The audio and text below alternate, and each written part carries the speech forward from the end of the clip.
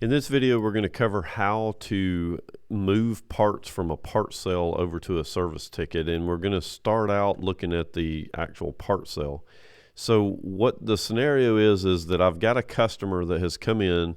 They've started buying or asking for, let's say, a tire or something along that line, and then they ask if they can actually get it installed onto the bike or the unit, whatever it happens to be that they're working on.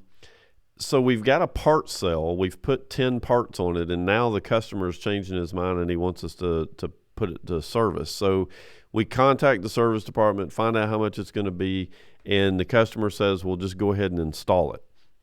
Well, I don't want to have to go and delete all the parts off of the part sale and then go retype them onto the service ticket, and we don't have to. So what we're going to do first is we're on our part sale, which means that we have the customer that we're talking to here at the top.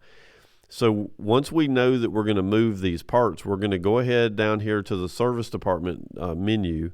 We're going to tell it to create a new service ticket, and we're going to tell it to do it for the current contact.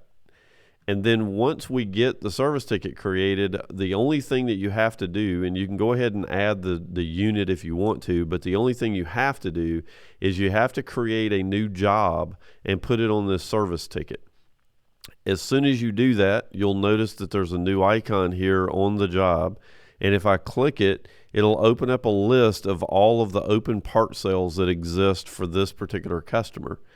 And it doesn't matter if you've already pulled the parts or not by clicking the green button. They'll all show here. And then what you're going to do is hit the plus sign beside the invoice that you want to move to this job. So we're basically going to be taking those parts from the open part sale and moving them. And in this case, we'll move the ones that were on the part sale we were just looking at, and we'll move them onto this job. So all you do is hit the plus sign.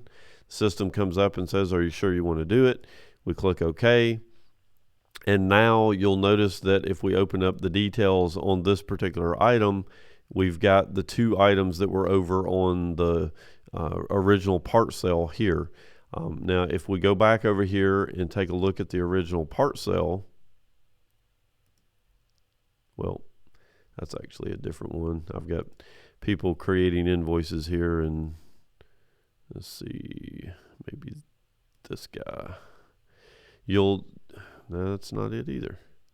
Sorry, hold on.